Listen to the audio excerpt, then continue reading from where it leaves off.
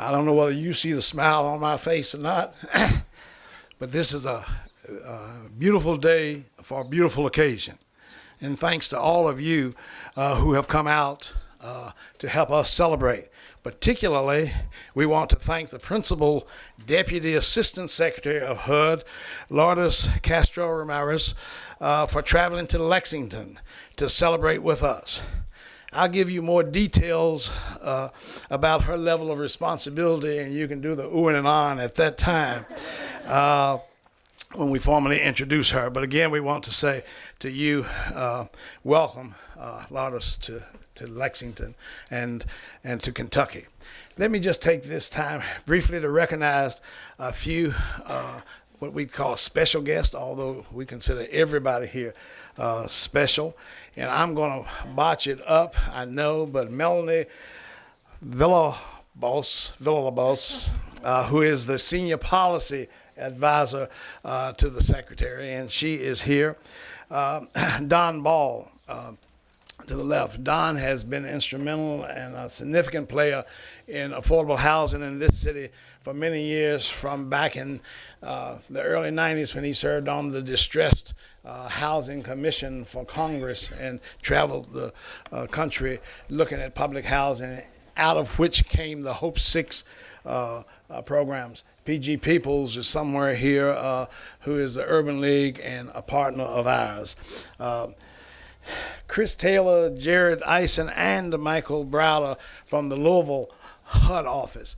Madam Secretary, in Lexington, or really in Kentucky, we have a bourbon known as Maker's Mark, and they basically advertise that if you can find a better bourbon, buy it. We would say the same thing about your field office. They are the best, and we want to recognize them for that.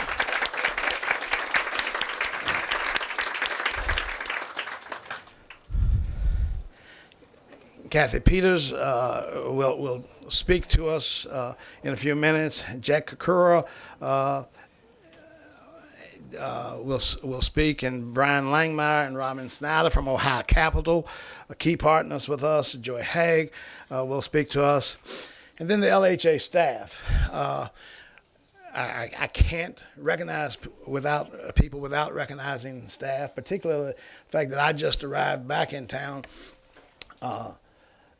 Sunday morning from vacation, and we did a lot of planning on the beach with the secretary and all, but we have a great staff. Looking for Barry and Michelle.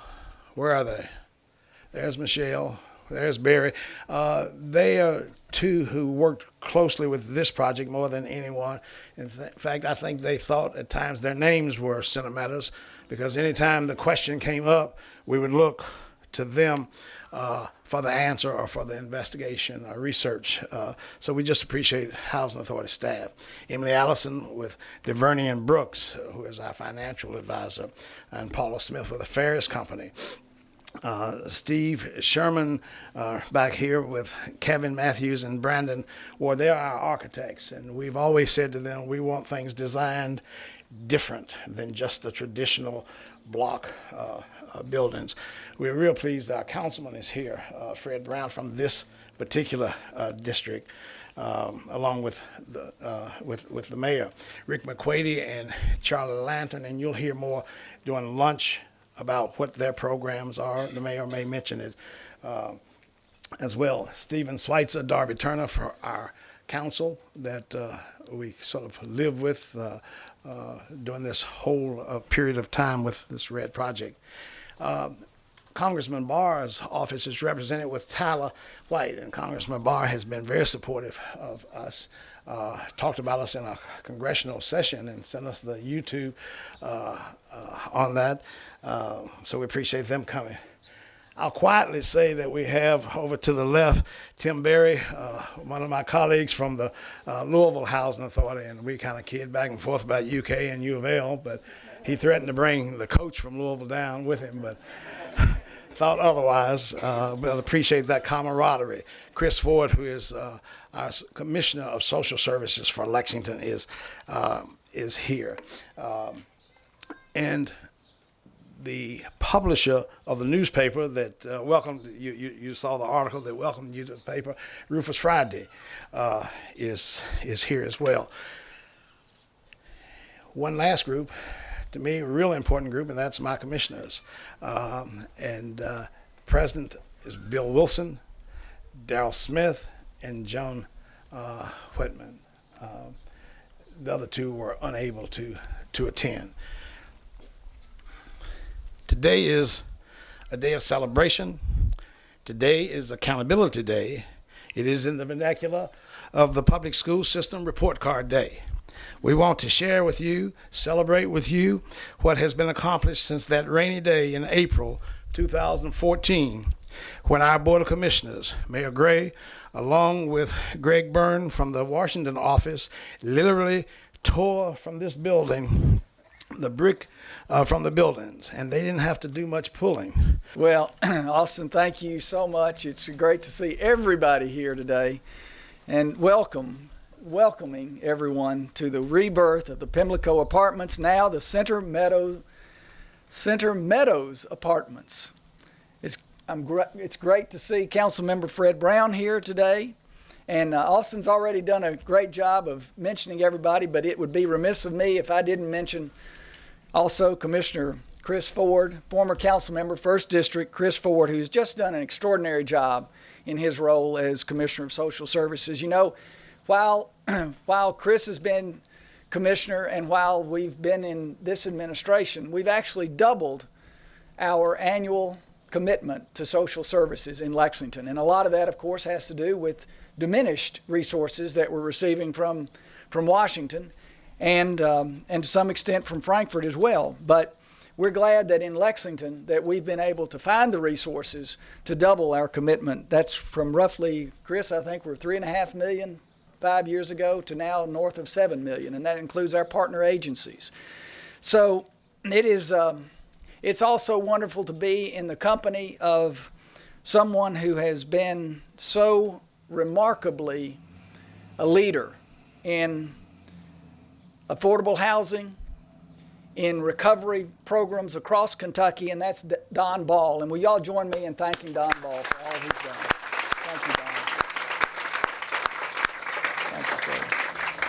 Thank you, Don. And of course, Austin also mentioned PG Peoples, who has done as much as anybody in our city to bring our city together. And PG, I don't know, you're right back here. There you are. And let's give him a round of applause, too. The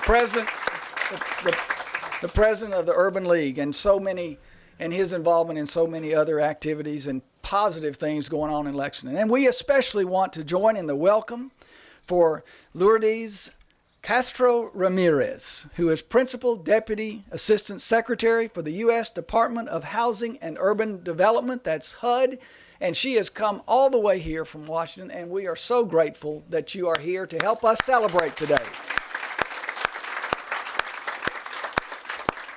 Yep, today we are really crowding the winner's circle, and that's a big deal. As almost everybody here knows, these apartments were on the brink of demolition. They were literally falling down. And thanks to the entire team, the design and construction team, including, of course, Sherman Carter Barnhart, the architects, everyone at the Housing Authority, Austin's leadership, working through a new HUD program, our Housing Authority was able to get the necessary funds to rehabilitate instead of demolish them, all 206 apartments. So congratulations, Austin, and all of the Housing Authority staff and board members. Thank you.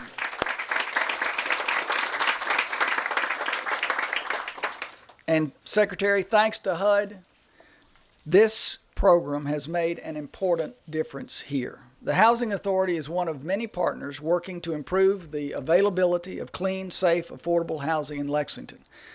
And as Austin mentioned, the city is also doing its part.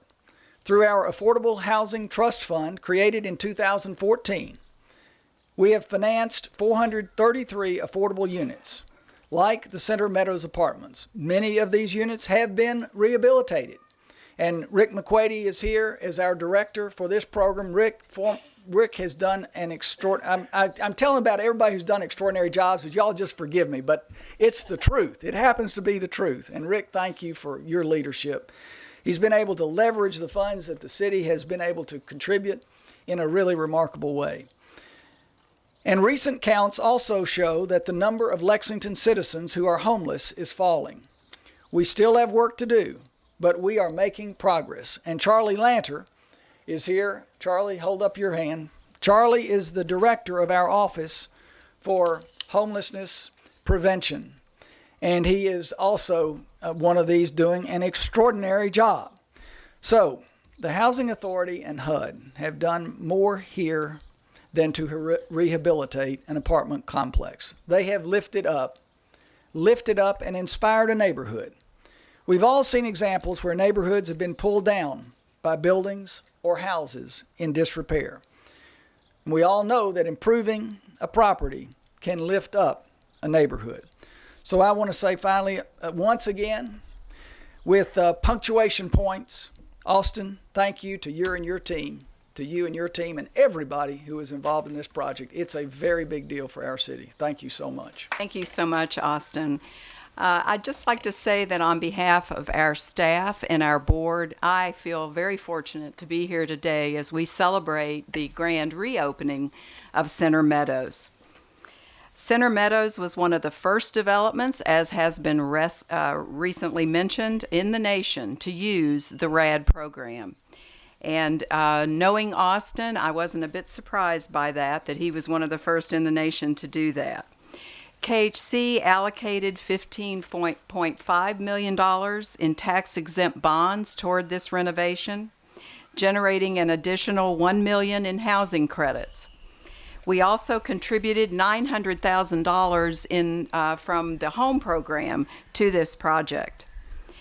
As we all have witnessed by the folks who have been discussed this morning, it takes a supportive community, a creative assortment of funding sources, and successful partnerships to preserve affordable housing. I want to especially recognize Austin and his visionary leadership for his tenacity and his persistence, and I think we all know that. Thank you to Ohio Capital Corporation and Red Capital Markets for their equity investment in this project. And because everyone else has been mentioned, I won't try to mention everyone, but it's very indicative of the group of folks it takes to make something like this happen. I wish to personally recognize and thank Rob Ellis, Sean Dyer, and of course our partner Rick McQuady for their hard work. So congratulations to all the partners and especially to the future residents of Center Meadows Apartments. May the new life that has been breathed into this property bring those who will live here much comfort and happiness. Thank you. Good morning, everybody. I'm Jack Kokura. I'm the Chief of Acquisitions at Ohio Capital Corporation. In Austin, you started off by saying you have a smile on your face. It's going to be hard to get that smile off today. I can see why. Everybody on your staff really should have a smile on their face. It would be impossible to get wiped off today just because of the project. So, but many people here may not know, but just about a week and a half ago at Ohio Capital, we had our annual Partners Luncheon.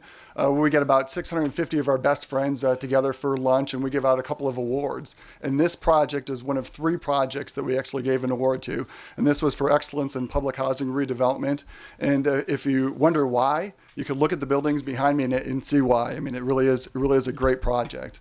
And actually, the last time I was here on this project, Austin talked about at the groundbreaking, pulling the walls down. The walls were being held up with 2x4s when I was here, so probably you moved those 2x4s and the walls came down pretty easy. So, but we want to, Ohio Capital would like to thank Austin for allowing us to be involved in the project, and also Barry Holmes and Emily Allison for allowing us to be involved in the project. But I actually skipped the first part of my speech. I introduced myself, but I forgot we have a board member here, Rick McQuady. So I'm here on behalf of Ohio Capital and our board. So Rick, we're honored that you're down here with us also. So many of you may not know much about Ohio Capital, but we're an independent nonprofit organization. We were created in 1989 to raise money for projects just like this. Over the last 26 years, we've raised $3.5 billion, that's billion with a B, for projects just like this. And we've invested in over 40,000 units, 725 projects. So when we invest with a project with Austin down here, we'll be here for the next 15 years. This is a 15-year partnership. And we're very pleased to, and all the projects we've invested with Austin so far have worked out very, very well. I do want to mention a couple of people from our team that were mentioned earlier, but Brian Langmeyer. Brian, if you could raise your hand. Brian worked very closely with the Housing Authority on this project. Lori Tillis, who's the asset manager, she'll be checking on Austin for the next 15 years. Then, of course, which is work. And Rhonda Snyder in the background back there, who helps coordinate all of our events. So when I mentioned earlier that Ohio Capital, that we've raised $3.5 billion to invest in projects just like this, not $1 is Ohio Capital's money. It's all other people's money. And in this case, actually, Ohio Capital, we to complicate things from our side, we actually split the investment in half. So Ohio Capital, through our equity fund 23, we invested 51%, and then actually Fifth Third Bank invested the other 49%.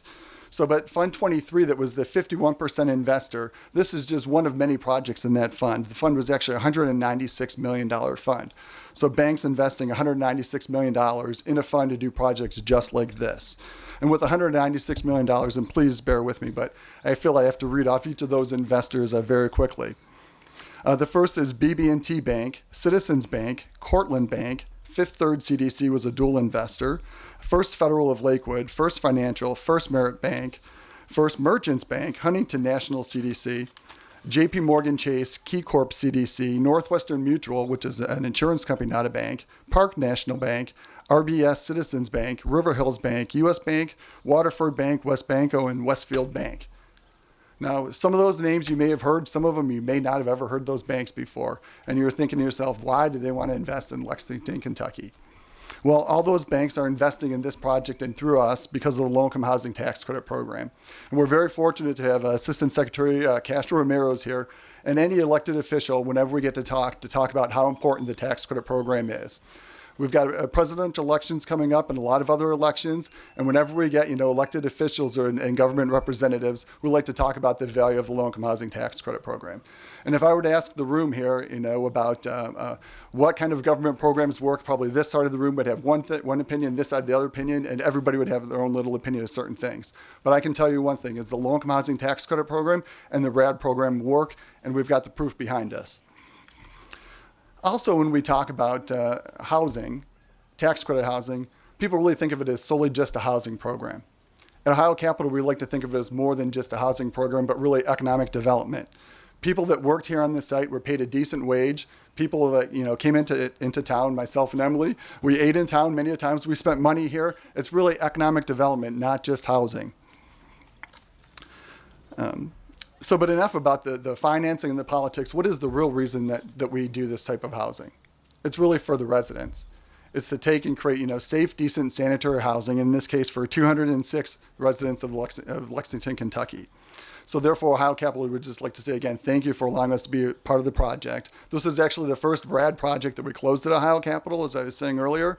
RAD is a fantastic program for housing authorities to really kind of help them with their aging housing stock moving forward. And Ohio Capital is just very proud to be part of the project. Hi, I'm Joey Haig with Red Capital Group. We were the bond underwriter on this project. Essentially, the Kentucky Housing Corporation lent the project $15 million worth of bond capital. We were able to sell that in the marketplace, which allowed the project to receive the 4% tax credits. We were also the FHA underwriter. We processed a loan through the Louisville FHA office, which provided the long-term 40-year mortgage capital for the project. As others have mentioned, the thing that we personally believe that is pretty interesting about this project is this was the first RAD project that we had closed. And just to kind of let everyone understand what's come from that program. When this project originally applied for RAD, there were 20,000 units that also applied at the same time. There was a total of 60,000 units that were allowed to convert through the RAD process. By the time we closed, we were probably one of the first 1,500 units that had closed through the RAD program. Since that time, not only have more projects applied, they exceeded the original 60,000 units that were allowed to convert. They increased that to a total of 185,000 units that were allowed to convert, and there's currently a waiting list of 10,000 units. What that really means is that more and more housing authorities throughout the nation want to develop projects similar to Center Meadows, and you can really see. And I think that really speaks to the housing authority and the partners involved. And I really want to thank Austin for giving us the opportunity, and appreciated working with Jack and Ohio Capital Corporation again, and Emily Allison and Paula Smith and Barry, wherever Barry is. And then got to thank Drew May, who helped work on the project with me. So thank you guys very much, and appreciate it. Good morning. I'm a student of history, and when you trace the history of the Lexington Housing Authority, it goes back to around 1937 when public housing began in the east end of Lexington. At that time, my grandfather was a pastor of Church Shallow Baptist Church on Thomas Street in Lexington, Kentucky. And through those years, the Housing Authority development for affordable housing grew around that church. So it is amazing for me to be here a second generation from that, understanding that in the 1970s, my father served as a commissioner on the Lexington Housing Authority. And at that time, many of the history of public housing, when we talk about that wall coming down, but my dad was on the board when the wall of segregation was broken in public housing in Lexington, when that fence was removed, and when we went on to scattered site housing, and we looked beyond public housing as being just a box, as Austin talks about, and giving dignity to folks. And we got into scattered site housing, where all public housing was not clustered in one area of town, but we brought opportunity to various sides of town. So I bring a sense of that history with me, and the understanding that frustration sometimes can occur for those of us of good means who want affordable housing when various strategies that were effective in the past are no longer effective. And my daddy had a saying, and Bill Wilson will know that saying. My daddy used to say, "It is better to light a candle than to curse the darkness." And in many cases, housing advocates get stuck in one mode of thinking, and we can get in a public housing mode and not realize that we can still help folks when we go to housing choice vouchers or to scattered site housing or to home ownership. So it's beautiful to me to be a participant, to understand that as leaders, we must find new solutions in changing times. So it is better, again, to light that candle than to curse the darkness, because we realize that the need for affordable housing is still strong. So I'm grateful to be here today because I am affiliated with an organization that engages in a series of what I label effective and efficient collaborative innovations to increase the supply of affordable housing. So I'm honored to be here on this beautiful day, and it was gratifying to me to see the young people behind me and the screams that you hear in the background, because that's beautiful. That's a neighborhood. And I'm also excited because my daughter goes to school up the street here, and to know that when you have a beautiful facility like this, you have the elementary, the middle, and the high school close by, where we can build a rich community here. So on behalf of the Housing Authority Board of Commissioners, I'm just thrilled to be here to accept this beautiful facility, and thank you for staff and all. We've been in these meetings, and believe me, we've discussed RAD thoroughly. We've discussed, say, where's Barry, fatty soils and clay, and to understand what happened. We're our architects below the surface here as to why those bricks fell off this building. So it's beautiful to be here today. And in the spirit, Austin, of my father and his statement, today we light a candle for affordable housing here. We did not curse the darkness, but we lit another candle for affordable housing. So it's my pleasure to accept this facility on behalf of the Board of Commissioners.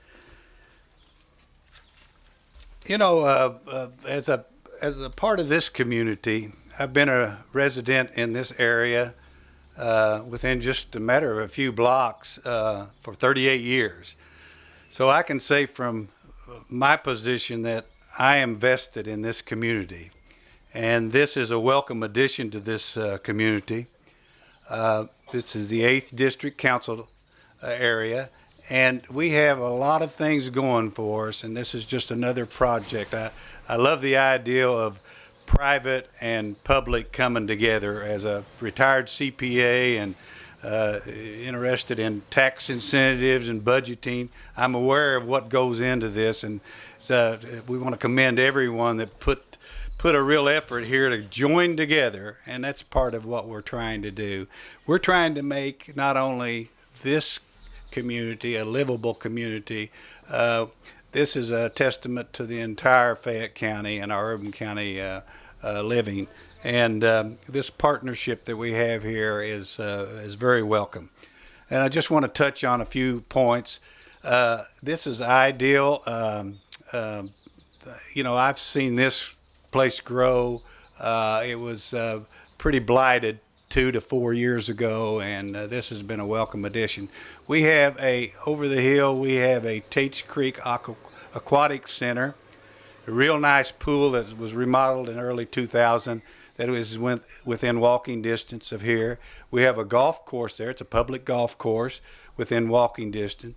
Then you can also have within walking distance, we've got one of the, it's remodeled and been renovated, is the Tates Creek school system, which is all on one campus, elementary, middle school, and high school. So it makes for a great livable community here. And we also have a park close to the schools, and we have a community center down there for neighborhoods to meet and for after-school programs that the city gets involved with, and also some daycare centers. We have an excellent area down there, a commercial. We have Employment Solutions, which offers training to a lot of the people in this area, and that's a good plus there. And we just have a lot of things going for us. Transportation, LexTran is easy and viable here on this major route of Center Parkway. We have the Gainesway Trail that people may have, it's in process. It's not been completed yet, but it's going to be a trail that comes out of the high school, crosses Center Parkway up here and goes over to Armstrong Mill Road, which Armstrong Mill Road is a major arterial between Man-O-War and Tates Creek Road. So we're working on that trail, which is it's actually a pedway, 10-foot wide bikeway, walking path, everything. So what it does is it brings everything here and makes this a livable community. And what we've got here, I think, is a testament to the addition there. So on behalf of the community in the 8th District, I want to welcome this new venture in Center Meadows apartment complex. I am honored to have the opportunity to speak for everyone that lives here and to have the opportunity to actually be a resident in this facility. I'm currently a student at the University of Kentucky. This is my senior year coming up. I'll be graduating in elementary education. And I like the fact that I don't fit the stigma of the people that supposedly apply for public housing. You want to make sure that you have people that are coming, that are working, that are trying to do their best, but know that it's almost sometimes impossible to raise a family and do the things that need to be done at times. And I am grateful that I have the opportunity to raise my 4-year-old daughter. I love the opportunity that I have to raise her in a facility that I feel comfortable letting her play outside, letting her get to know the other kids. And then I'm close enough to campus where I can make those rip and runs and do everything that I need to do. It's really great to be here, and I'm thankful for everyone that has put their hand in this and thought enough of people like me to make this happen. So thank you so much. Well, I know the kids are here. I heard them out there. And as someone said, I actually wanted to be out there running around with them. So good morning again. It's an honor to be here in Lexington, in the heart of America's horse country, bourbon, and also community. I really sense the spirit of community, of people coming together. I mentioned to Austin that my family actually owns horses. My dad is a horse aficionado, and he's more into the rodeo, the Mexican rodeo type of horses. So when Austin mentioned, some of the trading that goes on and the cost of horses, I was like, okay, that's not us. We're lower level. But I'm thrilled to be here on behalf of Secretary Castro. He sends his greetings to all of you, and also he congratulates everyone that has been part of this really amazing redevelopment and revitalization of this community. I would also like to give a special thanks to, of course, the Executive Director of the Lexington Housing Authority, Austin Sims, and his entire staff. As an executive director, I know that it's critically important to surround yourself with people that have the passion, the skill set, and the expertise. And so to all of you that are part of the Housing Authority, to the chairman, who your words were just inspiring, Mr. Chairman, and to everyone that served on the commission. I know that the work that you all do is incredibly important, and so we very much appreciate your service to this community, your service to the Housing Authority. So thank you on behalf of the Department of Housing and Urban Development.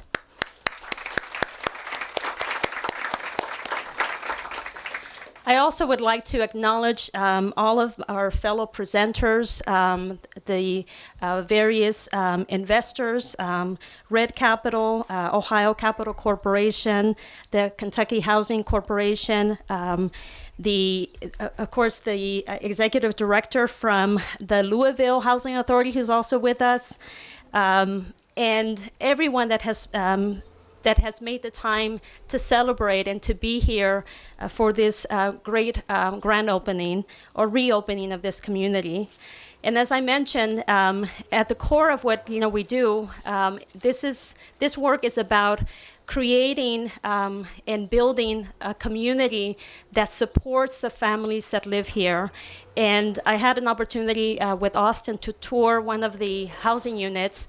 And if you've not had an opportunity to go into one of the housing units, I invite you to do that. It's really incredible, the work that has been done. And the fact that, they had a choice. They could have torn this community down and redevelop, but they decided to renovate and to revitalize. And that's not an easy decision to make. And so I commend you all for taking this path of preserving affordable housing and ensuring that the quality of the housing is one that exemplifies and communicates to residents that you care about them, that you care about the quality of the housing unit and the community that you have built. We all recognize that this public housing revitalization is not just about building housing, but it's also about building community. Safe, quality, and affordable homes are the building blocks of strong, sustainable, and inclusive communities. This is why our Secretary Julian Castro, and I have to clarify, we share the same last names, but we are not related. And yes, I worked with him in San Antonio. He was mayor of San Antonio, but we're still not related. He calls our department the Department of Opportunity. And when communities invest in preserving and expanding quality housing, they are providing a stable platform, and the stable platform that is needed for residents to invest in themselves. And it's so good to see that this is happening here at Center Meadows, and also as Morgan illustrated through her story, it is embodied in the residents that are coming back to this community. I understand that, as Councilman Brown mentioned, that beyond the investments that have occurred at this community, there is also a focus on ensuring that this community fits into the fabric of the neighborhood. And so residents will have access to training, to childcare, to educational services, and a multiple of other amenities, including nearby transportation stops that will lead them to various parts of the city. So we're not only celebrating new homes, gardens, or community spaces, we're also celebrating new opportunities for the residents of Center Meadows. And the work here at Center Meadows is a great example of what communities across the country need to continue to do. Austin mentioned that the responsibility that we have as a department, and specifically the responsibility that I have in terms of leading the Office of Public and Indian Housing, includes providing affordable housing to about 3.2 million households. And the fact of the matter is that in the last 20 years, the resources that are available for public housing communities has been diminishing. And so communities like your community have had to come together to look at creative, innovative solutions to leverage federal resources and to tap into private resources. And that's exactly what the RAD program is, the Rental Assistance Demonstration Program. It enables communities to preserve, to renovate, and to create new housing using this creative public-private partnership approach. And Center Meadows is among the nation's first RAD developments, thanks to the collaboration of everyone here. To make this redevelopment possible, for more than 200 families, partners, as you heard earlier today, came together, leveraging just over $30 million to invest in this community and to invest in this local economy. I think Jack mentioned that, beyond housing, this is also about economic development.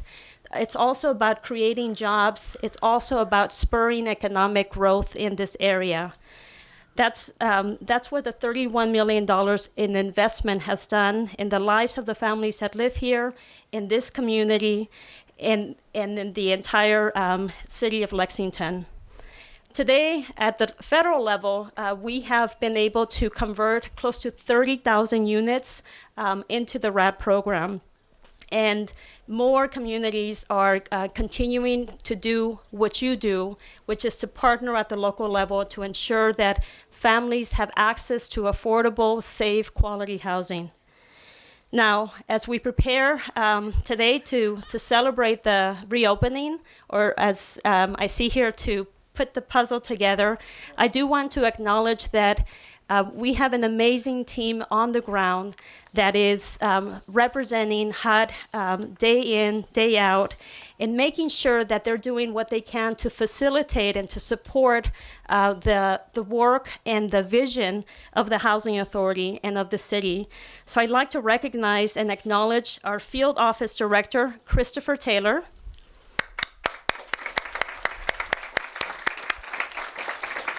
our Public Housing Director, Michael Broder. And of course, we needed an engineer for this project. So I'd like to recognize General Engineer Jared Eisen. And my Senior Policy Advisor, Melanie Villalobos, here to the left.